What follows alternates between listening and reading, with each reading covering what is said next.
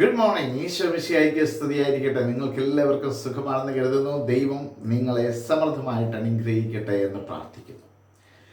ഇന്ന് 19 തീയതിയാണ്, ഓഗസ്റ്റ് 19. ഈ ദിവസത്തിൻ്റെ അനുഗ്രഹങ്ങൾ നമുക്ക് കർത്താവിനോട് ചോദിച്ചു വാങ്ങാം. So smile and start your day with Jesus. ഈ എപ്പിസോഡിലേക്ക് നിങ്ങളെ സ്വാഗതം ചെയ്യുന്നു. ഞാൻ സിബി വർഗീസ്.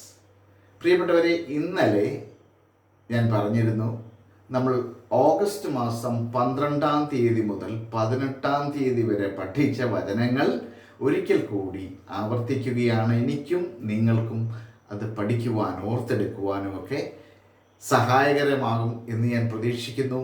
1 മുതൽ 10 വരെ ഇതുപോലെ തന്നെ നാം പഠിച്ച വചനങ്ങൾ 11 ആവർത്തിച്ചിരുന്നു. അതുപോലെ തന്നെ ഇന്ന് വീണ്ടും ആവർത്തിക്കുകയാണ്. 12 മുതൽ 18 വരെ പഠിച്ച വചനങ്ങൾ.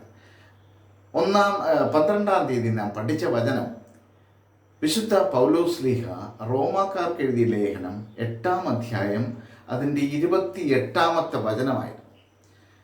അതിങ്ങനെയാണ് നമ്മോട് പറയുക. The letter of Saint Paul to the Romans, chapter 8, verse 28. ദൈവത്തെ സ്നേഹിക്കുന്നവർക്ക്, അവിടുത്തെ പദ്ധതി അനുസരിച്ച് വിളിക്കപ്പെട്ടവർക്ക് സകലവും നന്മയ്ക്കായി പരിണമിപ്പിക്കുന്നുവെന്ന് നമുക്കറിയാമല്ലോ. ഇതായിരുന്നു ആ വചനം. 13 നാം പഠിച്ചത് ജോഷുവയുടെ പുസ്തകത്തിൽ നിന്നാണ്. ജോഷുവയുടെ പുസ്തകം 1 അധ്യായം 9 നമുക്കെല്ലാവർക്കും ഒരു ആശ്വാസവും ശക്തിയും പകരുന്ന ഒരു വചനമാണ്. ശക്തനും ധീരനുമായിരിക്കണമെന്നും ഭയപ്പെടുകയോ പരിഭ്രമിക്കുകയോ ചെയ്യരുതെന്നും നിന്നോട് ഞാൻ കൽപ്പിച്ചിട്ടില്ലയോ? ഒരു കൽപ്പനയായിട്ട് നാം കണ്ടു.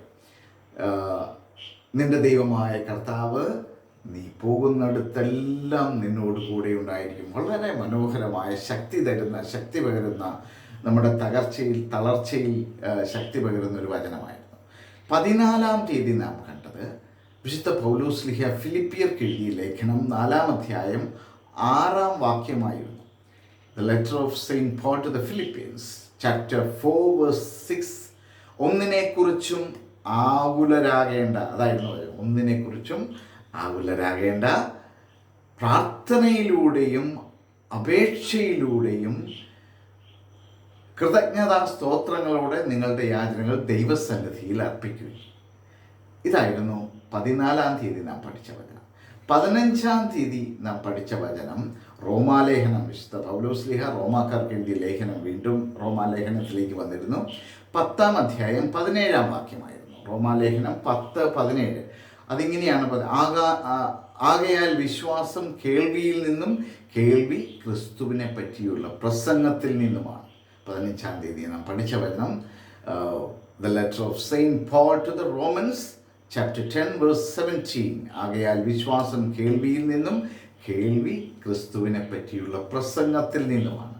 16 നാം പഠിച്ച വചനം വിശുദ്ധ യോഹന്നാൻ സ്ലീഹ എഴുതിയ ലേഖനം. വിശുദ്ധ യോഹന്നാൻ സ്ലീഹ എഴുതിയ 1 ലേഖനം 2 അധ്യായം 15 വളരെ സ്നേഹത്തെക്കുറിച്ച് യോഹന്നാൻ സ്ലീഹ നമ്മോട് പറയുകയാണ്.